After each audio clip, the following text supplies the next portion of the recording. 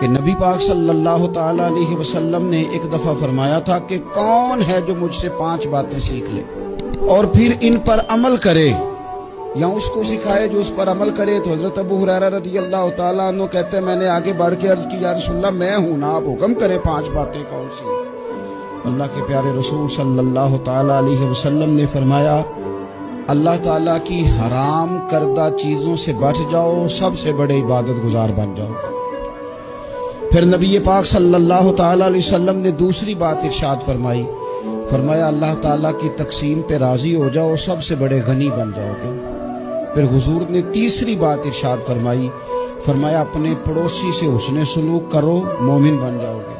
چوتھی بات ارشاد فرمایا لوگوں کے لیے بھی وہی پسند کرو جو اپنے لیے پسند کرتے ہو تو بہترین مسلمان بن جاؤ گے. پھر حضور سید عالم صلی